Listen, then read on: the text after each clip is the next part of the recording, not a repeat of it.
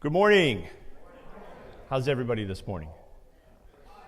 Hot. It's nice and comfortable in here. Now out there it is. But, thanks for joining me this morning. I have a long presentation that I'm going to cut down. I kind of had a funny, Michael stopped me. He goes, Joe, do you realize that your presentation is almost like exactly the same you gave to the board of directors? Yeah. So I share that story only because I'm not hiding anything. What I share with the board of directors, I'm going to share with you. So you have the same thing. So if they're beating me up on something, guess who else is going to beat me up on something? I'm teasing. We have a holiday. Whoa, wait a second. All right, that's supposed to be a Val slide, Village Alert.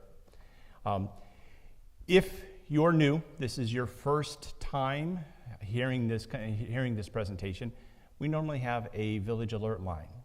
Once you become a resident of John Knox Village, the Village Alert line, we send out all kinds of updates. Please do not unsubscribe to that. We're coming into hurricane season in exactly 11 days. So with that being the case, that's when we start pushing out a lot of updates in regards to the change of weather, other things that may happen in the village. Occupancy. This is the occupancy as of the end of April. So you're not going to get what we just did last week. This is at the end of April because some of these numbers have changed. 479 out of 521. Why is that 521 different? We have taken 30 units out of service. 20 units are around that Floribunda Pond, and 10 units are apartments that we have combined. Make sense to everybody? That's just consistent. That's why we're 521. Cottages, the 279 out of 289. That's the breakdown of the 521. That is the 20 units of cottages that we've taken off of Floribunda. We've taken it out of the number of the cottages. Apartments, 61 out of 90. Villas, 39 out of 142. That consists of Silverstones, Valencia, and Holly Branch. So when you look at those, and on top of that, that's 14 additional deposits. What does that take us to? Roughly about 94% occupancy. Oakview Suites, 47 out of 49. Majestic Oaks, 121 out of 135. So occupancy is pretty good, except for apartments. We have 5 deposits on apartments. What does that look like moving into the future? The apartments look like we're going to go from 90 to somewhere just under 80 because there are some really good opportunities to make the apartments bigger, and they've become far more attractive, far more desirable to a number of people. They've gone from a mere 650 square feet to 12 and sometimes 1,300 square feet, all with at least 2 bedrooms, 2 bathrooms. We've spoken about that many times.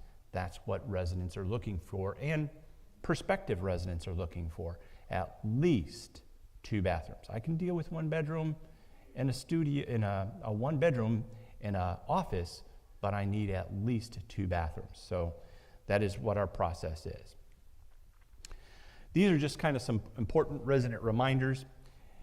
The formatting and the way this presentation looks today may look different in the near future. I'm looking at kind of modifying some of these. These are just important reminders. Some of these things that we've already spoken about, that is the pendants and sensors.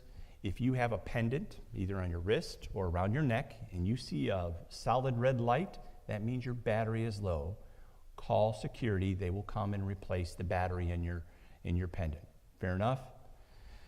Speed limit in the village is, without looking, 15.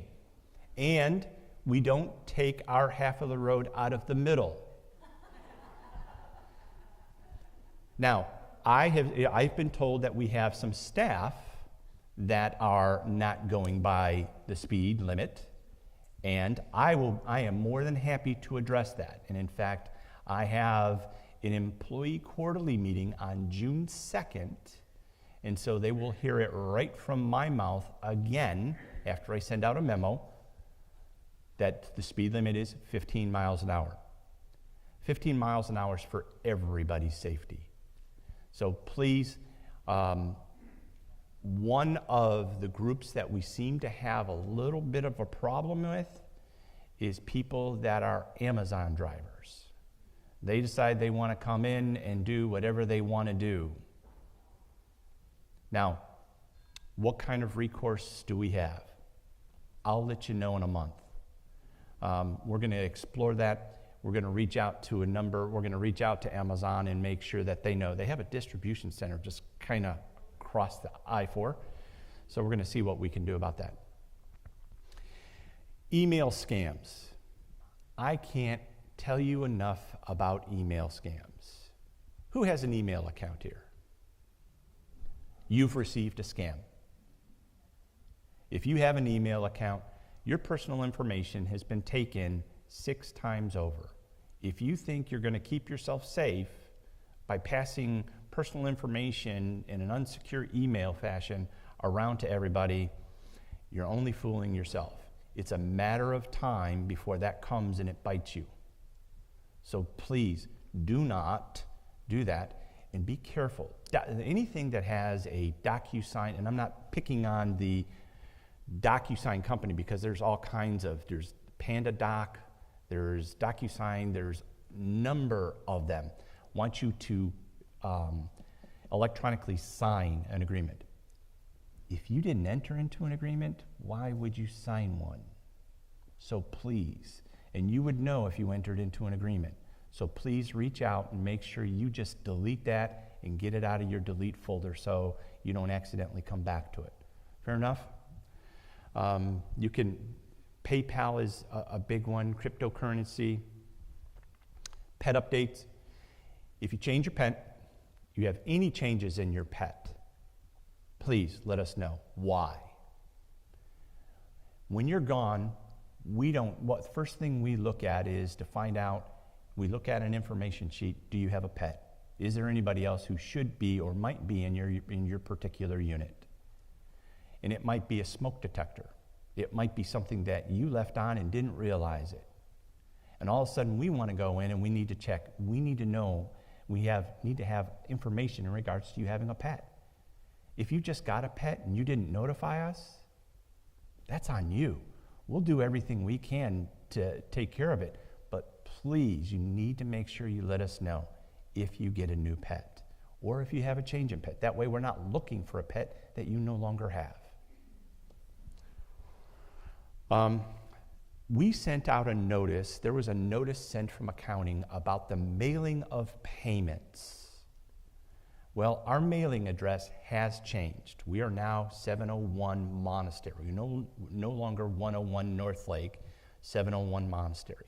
Most of you don't do that anyway. What you do is you drop your check into the deposit box in assisted living right outside where Tina is. Yes? Mm-hmm. Just continue to do that.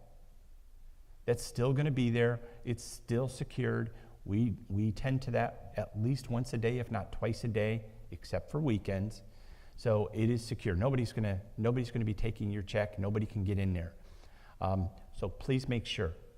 If you want to mail your check, you're welcome to do so. But all you have to do is drop your check there. You don't have to mail it. You're not required to mail it to get it to us. And if you didn't know, Memorial Day is Monday. Administration's going to take the day off. Or at least some of us are. So administration and reception won't be available on Monday.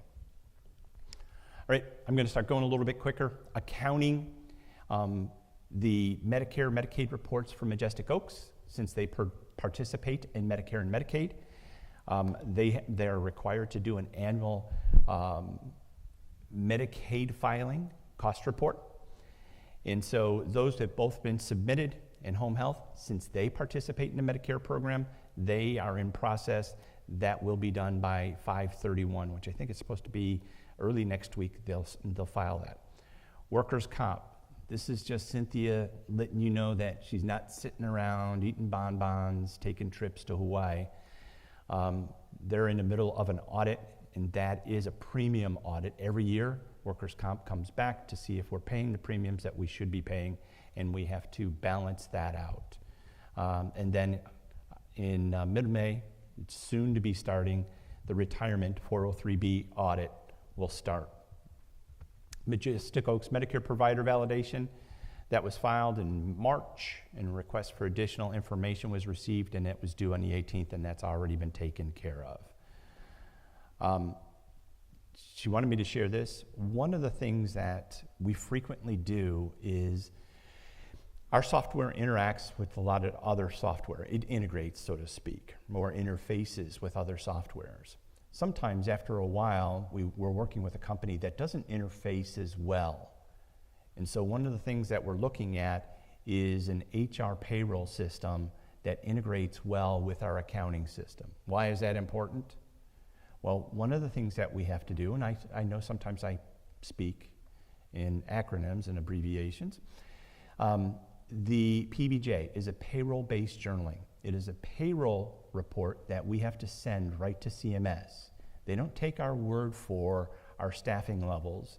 They want to know what we actually staffed on any one particular day, and that's how they rate our staffing levels for the 5-star program for nursing. So everybody's familiar with 5-star, right? That's how they rate us. They look at our actual payroll, what we actually paid, and the hours that we paid. So there's no fudging, there's no cheating, there's no, hey, I didn't really have that. Either you did or you didn't, and it's after the fact. So there's a lot of interfacing that needs to be done for that to happen. Not all payroll systems can handle that. They're not all designed for long-term care, specifically skilled nursing. So sometimes that makes it a challenge. Recruitment, I can tell you that we did recruit a staff accountant. We made an offer. The offer has been accepted, and so starting date is pending on that. So we're thrilled about that. So accounting will now go from 4 people to 5 people, and they won't hire anybody else. I'm just teasing. PBJ, we just spoke about that. That report has been filed. And FEMA. We are still in the process of Ian and Nicole, and what FEMA has made us do for Milton is apply for a small business administration loan. Anything we get from the Small Business Administration as a loan, if we qualify and they give us a loan, then FEMA will deduct that. So let me explain it this way. We should be entitled to $100. Small Business Administration loan will give us $70. FEMA will only pay us $30. Now, I believe we're required to take that loan for 70% of the money. Should we? All right, sales and marketing. Yes, I did it on purpose. Year-to-date sales are 22. Actually, year-to-date sales as of today are 26. They have already 4 more sales in May. These are just nerd stats, as I like to refer to them. This is where I spend my time. Are we making the right number of calls? How does that work? And I know some of you are in there like, yeah, this is the stuff that we like. How many calls does it take to get an appointment for somebody to make a tour? How many tours does it take to get somebody to make a commitment to go ahead and sign up to become a resident? Those are what I refer to as all nerd stats. That's the fun part of the job. Now, whatever that number is that's the number that you have to do. Now, we'll say it takes you 10 calls to set 1 appointment. Well, if you're required to have 2 sales a month, and when you work backwards, you have to have 10 sales, and to get those, or you have to have 10 tours, and to get those 10 tours, you have to make 30 calls. It becomes pretty obvious what you have to do. It's all becomes simple math. So that's why I share these numbers, So if you think, well, Joe, why would I care about connected calls? It just shows that marketing, sales specifically is doing what they should be doing. That's how they got the 22 sales at the end of April. By the end of April, 11 of our buyers are military. That is extraordinary. That is extraordinary. Move-ins year to date are 16, and we have 4 sales from referrals from our residents. That too is phenomenal. That is phenomenal. April sales were 4. April move-ins were 6. HR. Now you want to geek out here?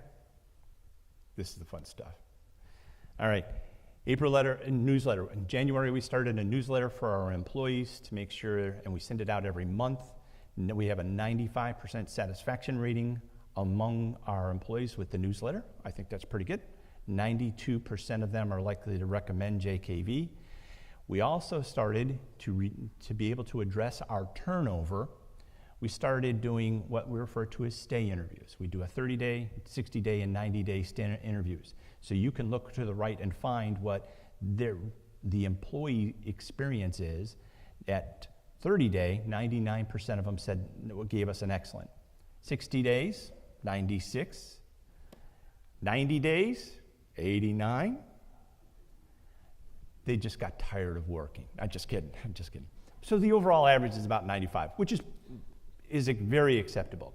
Our goal in 25 is to reduce our turnover from 22.49 to 20.49, just to 2%. And then progress, as of April, we've had a 7.7 turnover rate, which is measured monthly, and a 92.89% retention rate, which is measured monthly. But wait, as I like to say, there's more. This just shows you the number of employees compared to CCRCs. The one at the top, we have 605 employees. The industry norm is 400 to 600. This is where we get to geek out a little bit. This is this is the Southeast CCRC industry average. So we went in to make a really good, strong comparison. Now, I want you to look at the right side. You'll see that light green bar that says 17.5, right? Everybody see that? It's the second grouping, 17.5. Now go to the left and look for that green bar. It's not there. So that is top-level senior executive staff. We haven't had any turnover there. So that's 0. That's why that's 0. And so then it goes through goes through dining, which you would expect. We hire a lot of people this is their first job. Some of them like work, some of them don't like work.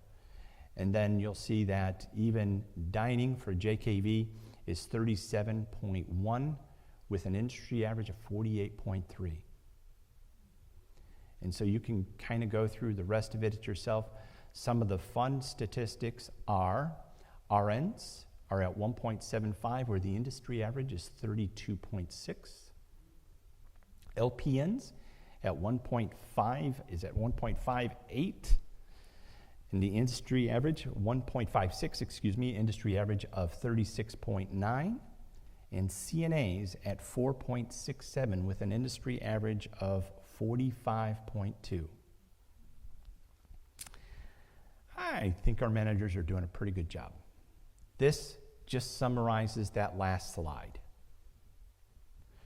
This shows you JKV turnover compared to the Southeast industry average versus the national CCRC average.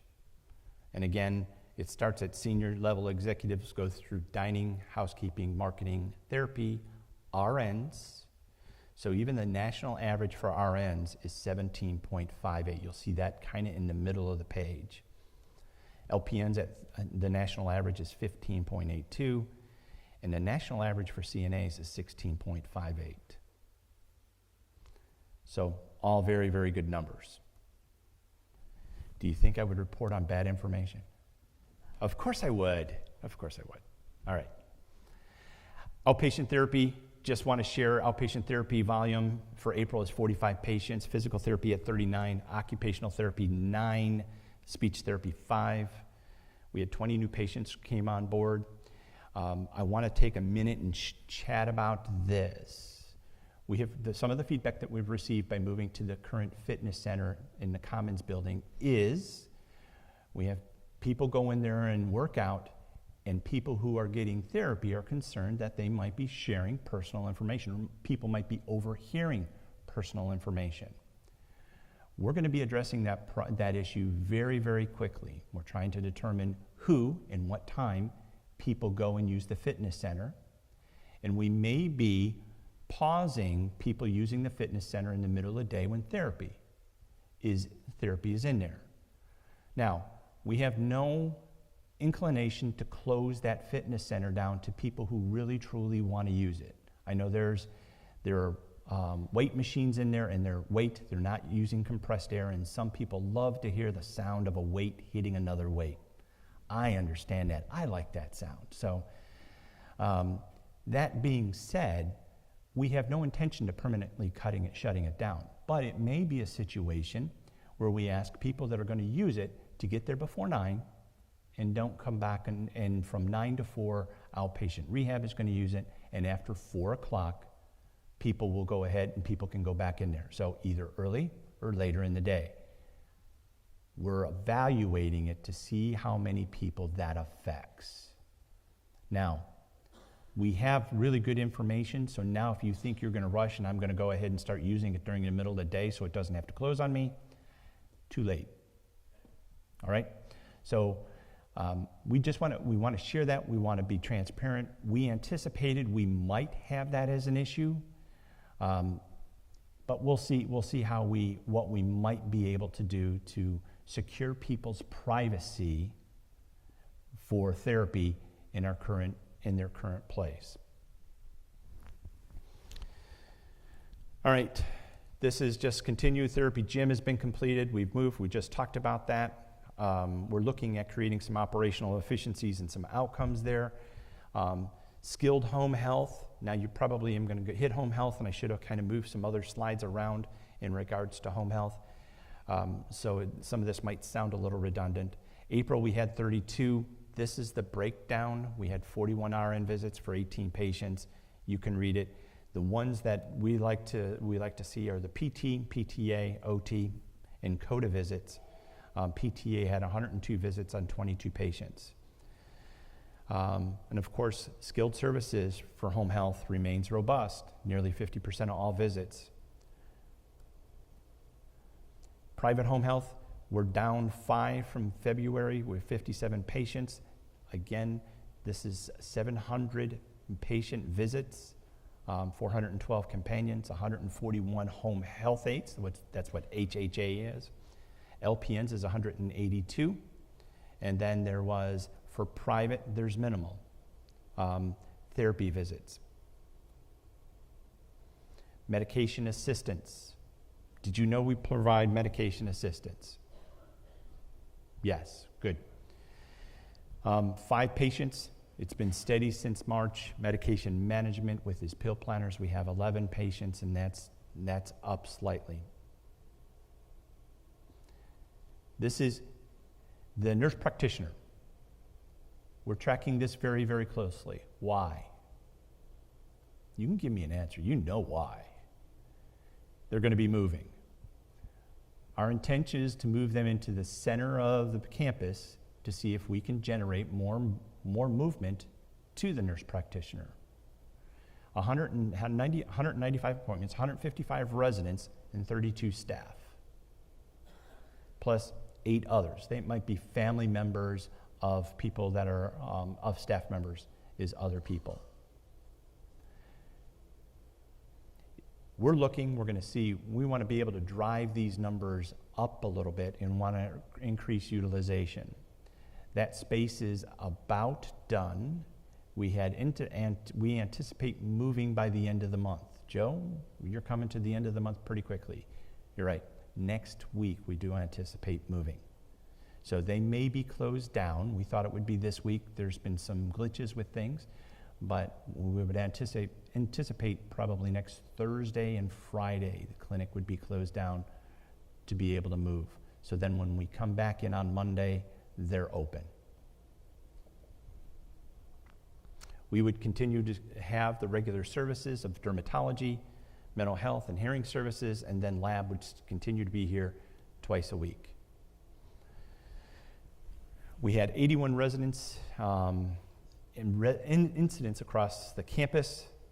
We had pretty good, and of course, what do you think the number one response was? False.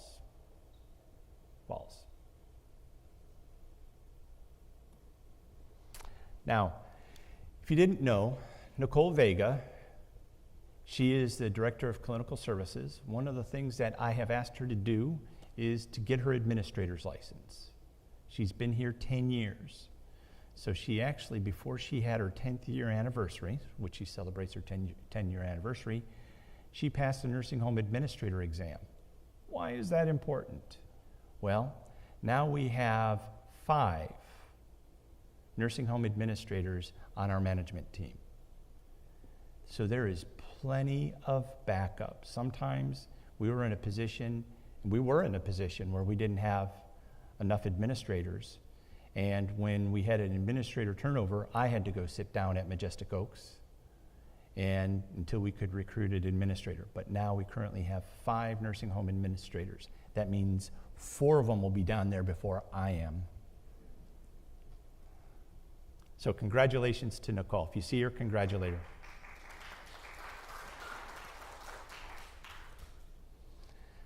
Operations, this is what I meant. We need to put all the home health stuff together, so that's why you'll probably see some changes. We've talked about that. We talked about this last month, an extension of our services, 2, 4, 8, 12, 16, even 24 hours. We have done a great job of hiring staff. They had 17 residents that were contacted in regards to extended home health. Some of them took advantage of it. 2 independent living couples were able to extended their home health 12 hours a day. And then we continue to recruit staff. Why is that important? Yeah, that's it. She wins the prize. Now, I know you find this hard to believe. Joe, you're a nursing home administrator. Why wouldn't you want people down at Majestic Oaks? Can I put it to you very plainly and very directly? The Medicaid program in the state of Florida pays me better than what you would pay me if you were down there. That's how good of a contract that you have. Meaning, you would pay me $3,800 a month on the average, because that's what the average resident like yourself pays when you go down to Majestic Oaks, when the market rate is almost $11,800 a month. You're going to pay me $3,850. Who am I going to take? Medicaid pays me better than $280 a day. So, who am I going to take? Now, our philosophy is aging in place. We want you to stay where it's the best for you. Sometimes that's in your own home. Sometimes you have to come to grips with you can't do it by yourself anymore and you need a little bit of help. That little bit of help is why we've expanded our home health services. It's to be able to keep you there. Because I'll tell you, I'm going to put the number on a sheet of paper underneath here, and then I'm going to ask the question, how many of you want to go to Majestic Oaks? Hands? Any hands? That's the same number I had, 0. That's the same number every day, and every time I ask that question, 0. To keep that number 0, you need to help me. If you have a fall, call therapy. They won't charge you. They'll just come out and do an evaluation. The worst they're going to tell you, the best they're going to tell you is, you don't need us. Hey, you're good. Just be careful. The worst they're going to tell you is, you might want to go to outpatient and get a little bit stronger.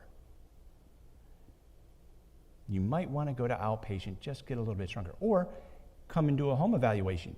Those little carpets that you have in front of your sink and various spots in your kitchen? Maybe you should move those. Maybe you should remove some of the trip hazards that you have in your home. maybe that coffee table needs to be moved to the right just a little bit to give you a bigger path to go through that. Now they'll do all that for nothing. It's okay to do that. But if you don't ask, if you hide the fact that you've fallen or you've had an issue, I can't help you. I'm asking you to help yourself. That's all you have to do. We won't charge you a thing. Now, if you need therapy, that's a different story. But that's for your benefit. Are we good? All right. Majestic Oaks, we had a complaint survey. Want to let you know why would I share this with you? I would share with you is because sometimes there's a breakdown in services. No other organizations are going to tell you. Sometimes there is a breakdown in services. Sometimes bad things happen. It is a fact of life. However, our team rallied together, did a phenomenal job, and while they came in for a complaint, they substantiated a complaint, but they found Majestic Oaks to be in full compliance. Now, why would I share this with you? 1, transparency. 2, what would have happened if they substantiated it and found us not in compliance?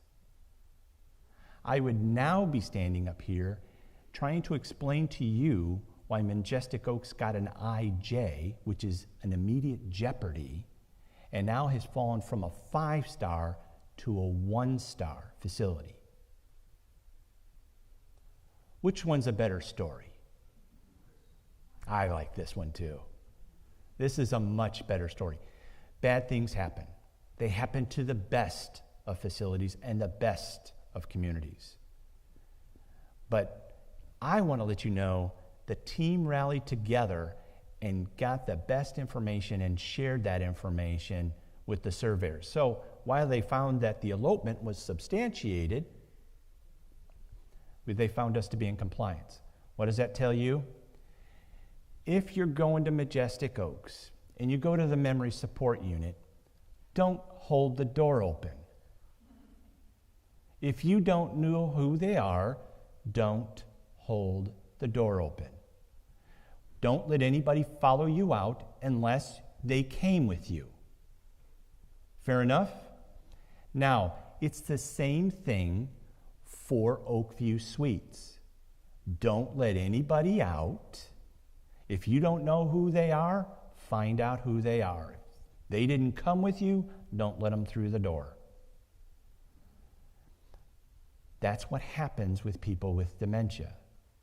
Sometimes they can sound just as good, well, maybe better, than what I sound right now. And you're going to think, there's nothing wrong with them. Only for 2 minutes later, for their cognition to change slightly, and you just let them out, and you have no idea where they're going. And the worst thing about it is either do we. So, it takes all of us to be cognizant of the things that can happen on campus and what we're doing. When you're in healthcare, follow their rules. They're there for a reason. And the reason is we want to make sure we maintain our 5-star. We don't want to have to come up in here and explain to you is, well, yeah, resident went to go visit at Majestic Oaks and let a resident out. Joe, do you know who it is? Well, we do, but what can we really do about it? Now, if there's actual harm to a resident, that's even more of a horrible story. You know of the story of a few years ago where a resident that had dementia got out and got hit in the street. Yes? Yeah, wasn't our resident. And here's the bad part of that story. They didn't get hit once, they got hit twice by a car. Now, I like to be on this side of the stories. I have a great team. They do phenomenal work. It was their work that got us to maintain full compliance. Fair enough?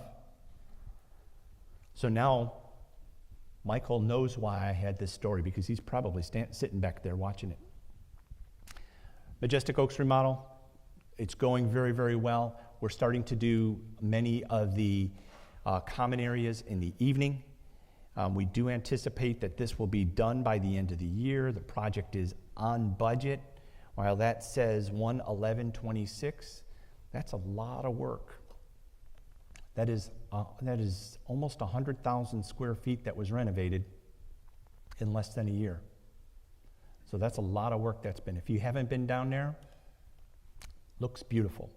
Looks beautiful. Looks deserving of the residents of John Knox Village. So I also share that story about we are going to be temporarily moving the memory support unit up to the 700 and 800 halls. So we're going to put doors for those residents in that particular area. Now, why we renovate the downstairs. So please be cognizant of kind of what's going on. Be aware what things have changed. Majestic Oak census, overall census 123. Medicare census is 20. Managed care is 7. You can see the numbers. I want to go down to the always available for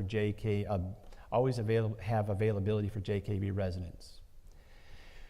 I ask for questions at the beginning of these. I ask for questions via email. Send me a card. I got one just the other day that the chairman of the board was told that we have a resident that's concerned that we have quickly grown from about 600 residents to 800 residents. They're concerned that Majestic Oaks won't have a bed for them. I'm going to take just a couple minutes, so bear with me. I'm going to explain this very quickly. If you have questions after that, feel free to come up to me afterwards and ask this. Our license, Majestic Oaks is licensed for 150 beds. After the renovation is done, we will go from 135 to 150. The 15 beds, we always have a hall that we're rotating that's closed because we're renovating it. After on the 12th of January of 2026, our bed capacity will go back up to 150. 90 of those beds are sheltered care beds, meaning those are designated for residents of John Knox Village. Still with me? 60 of those beds are community beds. Those are beds that can be used by the greater community, DeBary, Orange City, DeBary, DeLand, Deltona, anywhere they want to come from. Those 60 beds. We get a variance, and it's a 5-year variance, and we ask that we have a great capacity, so we want to flip 30 of those beds. So they give us a temporary capacity of flipping 30 beds from shelter care beds to the community. So now it's reversed. Why would we do that? How about this? Have you looked at your medical tax deduction? Yeah. Why is it that number? It's that number because village residents didn't use Majestic Oaks as much as they did the previous year or previous years. So that percentage goes down. That's why we do it. Why do we continue to do it?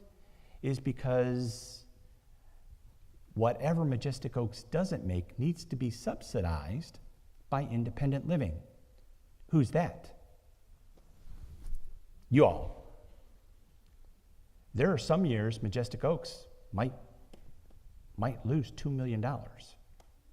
During the pandemic, the last year of the pandemic, occupancy was down, but COVID expenses were still high. That's a lot of money. That has to come from somewhere. It's not like we can rely on other brother or sister facilities, communities, to help bail us out. We stand alone. That's why we do it. So now we have 90 community beds, 60 shelter beds. Out of those 60 shelter beds, how many do you use and how many does the community use? The community frequently will run that number up to 90. We can't take any number over 90 for community residents. So where's our only capacity left? Shelter care. And that's for you. And we have to leave those beds open. Majestic Oaks was designed with excess capacity to be able to handle a village that grows. Now, what did I just stand here and tell you? I want you to stay at home. I want you to age in place. You don't want to go down to Majestic Oaks, and I don't want you there. So we have to be smart the way we manage that. Does that make sense? Everybody still with me? All right. Because that makes sense to me. I think that's a good business decision too. What do you think? Yeah. So we rely on outside people. That is the other reason. You know how nice it is for a board of directors to call you up and say, hey, Joe, I got a friend who needs to get into Majestic Oaks. Let me see what I can do. Ha, ha, ha, ha, ha. Click. And it happens. In the last year, it has probably happened as many as 24 times. 24 times. By name, friends of board of directors have selected Majestic Oaks. They could select to go anywhere. They selected Majestic Oaks. Why? Because they know they're going to get good care. We're not perfect, but you're going to get cared for. I'll get off my soapbox now. Thanks. Oakview Suites, almost 48, and they have an average admissions. Let's talk about what we found at Majestic Oaks, or at Oakview Suites. April 25th. I'll summarize it to you this way. The side of 300 Hall of Oakview Suites is sinking. Now, it is sunk probably anywhere from 2 to 4 inches. So as a measure, when we went there, so if you saw me walking around Oakview Suites on or about the 25th, that's what I was doing there.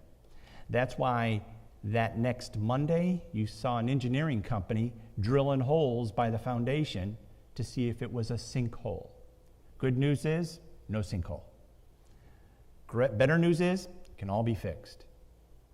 So, the purpose is we know that it is sunk. There is nothing that is broken off. There's no broken pipes. We've shipped cameras down pipes. There is a pipe that's kind of bent like this a little bit. And that we have contracted with a company to use the foam to elevate the entire floor. And then they'll put in some helix pillars. I think somewhere around 50 helix pillars underneath there to maintain that. It is just, we don't know if it was from the water from storms that washed away enough of it, but the thing about it is there's a phrase, and it's missing me right now. The wall of assisted living is not on the foundation, and so it's a little bit of a gap. But once they pull that back up, it will, and then they'll seal that. But they're going to use foam to raise that back up 2 to 4 inches. But as a precaution, we've moved those residents from that area, and the residents aren't in any jeopardy. So in a few weeks, you'll probably see a lot of activity around there.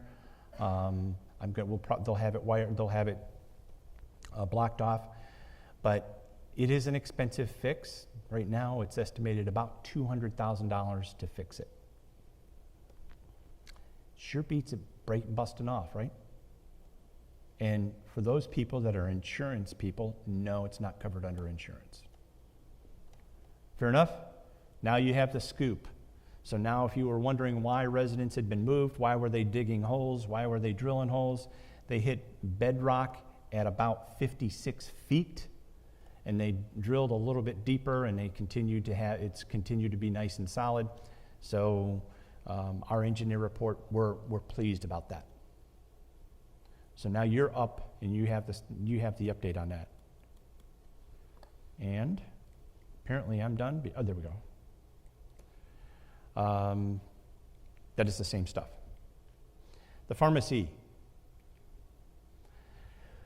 If you didn't know who regulates the pharmacy, yeah. FDA, CMS, DEA, OSHA, Florida Department of Health, Aca, Florida.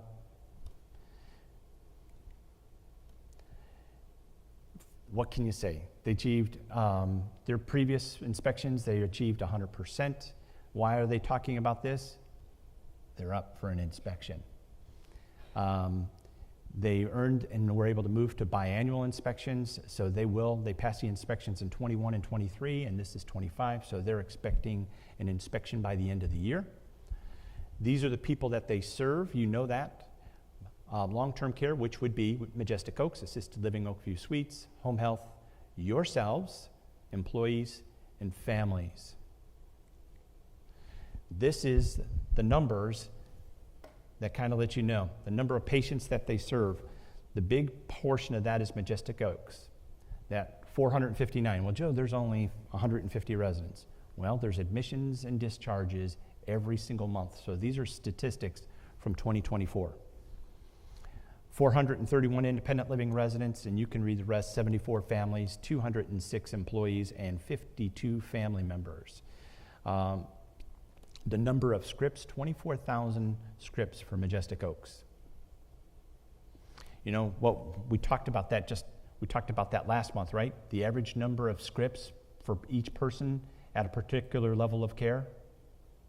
And the average number of scripts, here's a test, quiz questions coming back to you. What is the average number of prescriptions of a resident at Majestic Oaks? That was assisted living. Oh, come on. If you were to say 12, you'd be right. 12. That's the average number. Now, some have more, some have less, but the average number is 12. And this is the revenue by patient group. You can see that Majestic Oaks adds you can call it $1.4 million in revenue to our bottom to JKV. Independent living, $655,000. Oakview Suites, $217,000, and employees and families, $290,000. We incentivize. We are self-insured for our employees, meaning what we pay their bills is really what it is, and we incentivize our employees to use our pharmacy. Makes sense, right? We're insuring you. Use our pharmacy. And we do price matching. It's not like we're gouging them. All it is their deductible for most medications is $5, whereas if they went to Publix, their deductible might be $20. So we incentivize our employees to use our pharmacy. Patients served. This is the first quarter of 25, so the graphic has changed. In March, it was 114 independent living residents. Was 200, Majestic Oaks 154, and then Oakview Suites 48. Prescriptions, the same thing. You can see that they kind of follows Majestic Oaks. Now you want to do the math? You see how much higher their scripts were? When you go and you look at this, you can say there's more independent living residents in all 3 months. But when you look at the number of scripts, they have 3 times the number of scripts. And financially, the first line is cost of goods sold. Why is that important? Because if we can control our cost, we know Mitch is very, very good at what he does. He knows if he can control his costs on his medications, at the end of the day, he can show being in the black versus being in the red. That's important because then if we can do that, we can continue to offer pharmacy services to our own residents and to our own health center. Because just imagine if we didn't have that, what would we be paying an outside pharmacy for Majestic Oaks? More than what we're currently.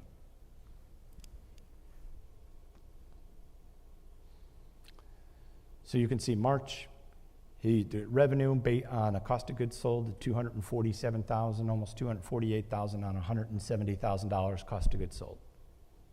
Now, this does not include labor. It's just the cost of goods. Wellness liaison,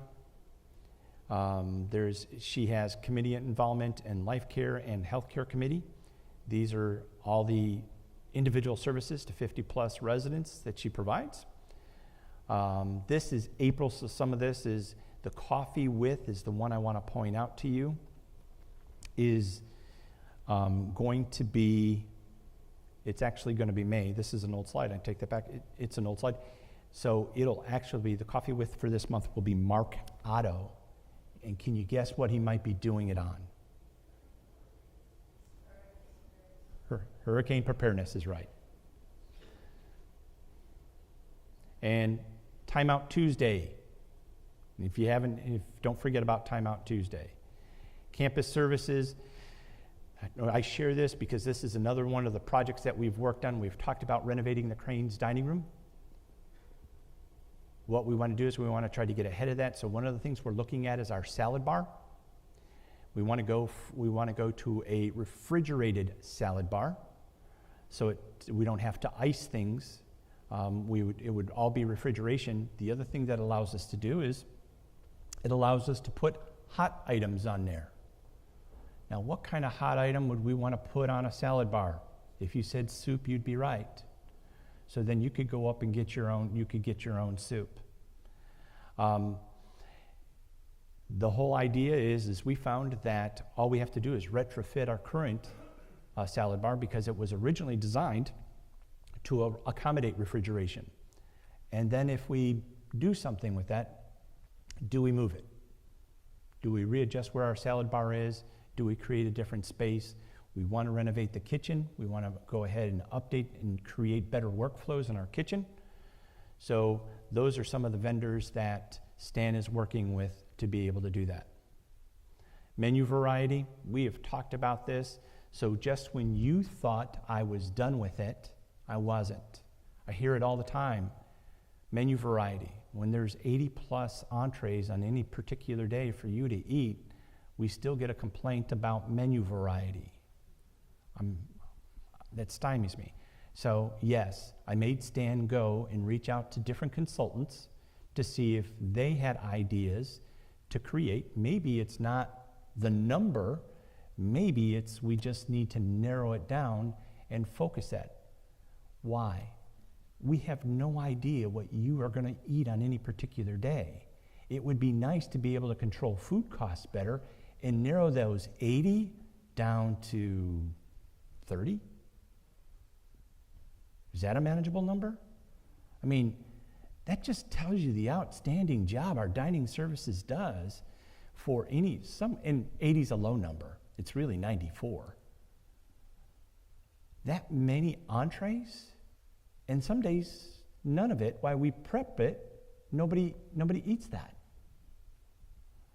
And we're getting a much better idea on the food that we will be making adjustments to things internally so we can track that even better. So just when you thought we were done with it, we're not.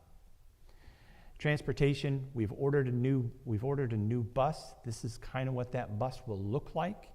And we expected it to be late summer. It looks like it's going to be a little bit earlier than that. And then we will put a wrap on it. It's called Turbo Images, and it'll look just like the last bus the other bus that we had. Needs to be a driving billboard. Survey stands.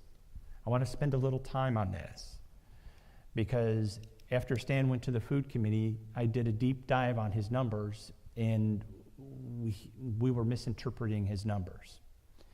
He said his food satisfaction rating was 89. He had 1,340 responses, and his food satisfaction was 89%. And I want to take a minute to explain this so everybody understands that. If you say you were dissatisfied with a meal, there's surveys. There were 1,265 surveys. There were 1,340 responses. What's the difference? If you were dissatisfied with a meal, more questions come up. Those questions indicate what was your dislike about that meal? What did you not like? Was it the food, the temperature, the quality? What was it? And you could generate as many as 3 additional questions from that. Those generate responses from you. Those are the responses. So when you're comparing apples to apples, surveys, the total number of surveys was 1,265 surveys. Out of those surveys, we had 1,187 positive responses. That means it was good to excellent.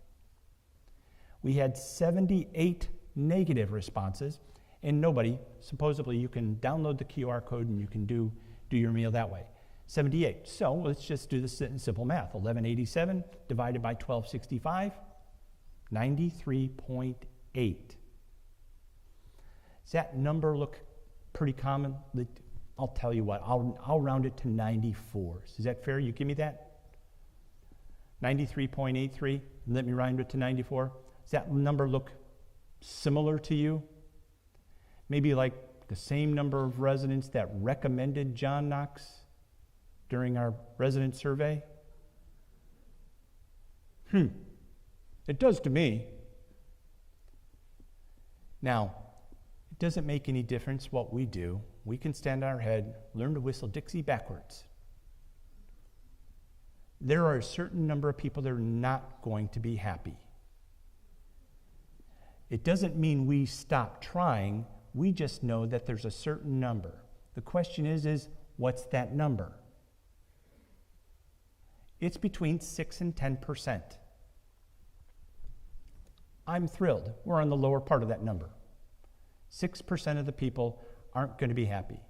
But look at it this way. Out of all the meals that we serve, 6% we miss on. I mean, what? J.D. Power and Associates says you have to have a 90% satisfaction rating, and we're at 93.83. I don't want anybody to have a bad meal, but those are bragging numbers. I am thrilled with that. I don't want anybody to have a bad meal. It's going to happen. I've had bad meals at restaurants. And that number's pretty close to the number of bad meals I've had, too. In fact, I'm thinking that's better than what I typically go when I go out and dine. And I'm not a person that has high levels of expectations. So, let's move on. Here's what that breakdown is. 1265, 948 were excellent, 239 were good. Now, I didn't do the other math, but 52 were bad and 26 were terrible.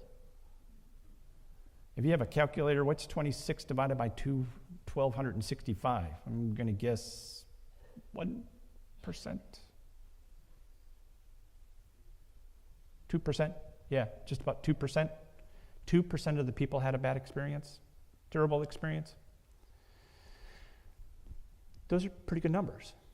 Now, of the breakdown from that is what we could have done better today. 9 said they waited too long for their meal. 13 said their meal was too cold.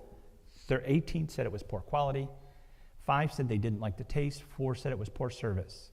Cleanliness of the dining room was not an issue. So 38 responses. Now you see that 38 responses gets broken down as responses, not surveys. That is an add-on to the survey. We already have that it was either bad or terrible. Now the other information we get is 38 responses. Now, 33 responses, this was the last question out of the 38 that were going through it. 33 responded. 6 said yes, they wanted to be contacted by a team member. 27 said no. Out of the 6, only 4 people left their contact information.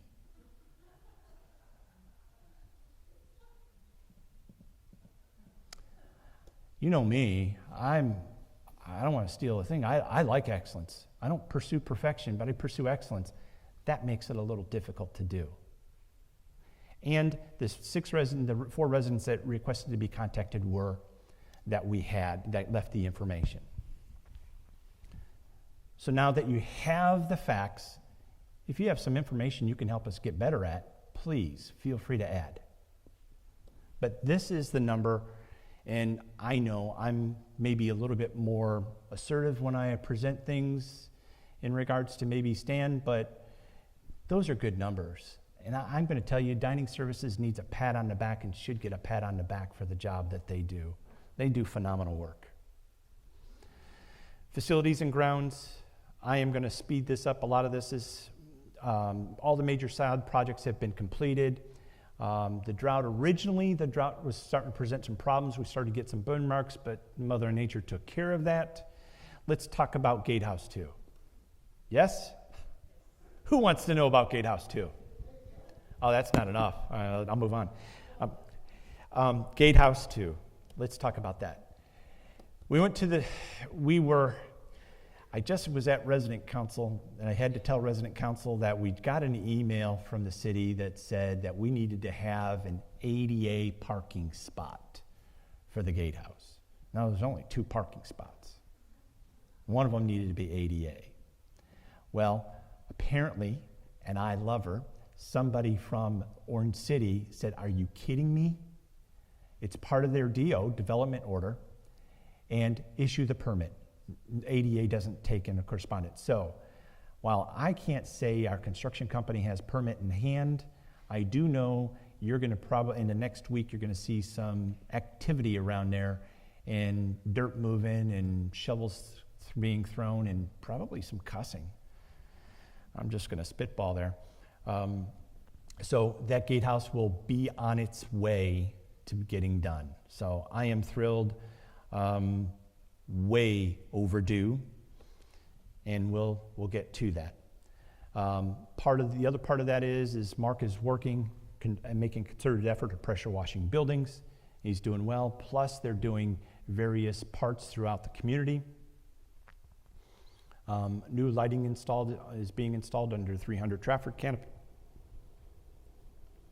Guys are doing just little things, straightening out signs, especially the speed limit signs. We're making sure those are straight. See, some of you got that subtle clue. We had to clean and repair some manholes. We ran some cameras down there, and we continue to, they'll see sidewalks being pressure washed through the month of June. We just talked about the Gatehouse project. One of the other things is you'll notice that along the fence line coming off of Graves, South Lake and behind Eucalyptus, the power companies, the gas company has come and trimmed a lot of that tree back. That is their easement, so they kind of cleaned that up for us. So that took care of the area behind 26 Floribunda also for us. They did it. We just asked, and they did it. That was very cool of them. And the stormwater. We have that contract. We're having legal review that contract with CPH Engineering. And as soon as we do that, we'll be moving on that very quickly. Elevate Florida. We were told that we were not eligible for that. It doesn't break our heart. It doesn't affect us because we're going to be taking the units on Floribunda down anyway. But don't tell anybody that. So I'll have to tell Shannon not to put this out on YouTube, right? Questions? Yes, ma'am. Gazebo. What's going to happen? We are going to tear that down and make a big bonfire out of it. No, I'm teasing. The gazebo, we're working on getting that cleaned up. Mark's going into those bathrooms to make sure he cleans up those bathrooms. Any remnants left over from the storm are cleaned. That's sanitized. If he's got to redo work in there in the bathrooms, that's what he's going to do. So we do expect that to be opened relatively soon. I'm sorry. You said, my apologies. You said gazebo, I heard pavilion. There you go. We're going to let that sit for a little bit. We're going to let that sit. It spends more time underwater than it does above water. So right now, we may take the bridge to a flooded area and remove that.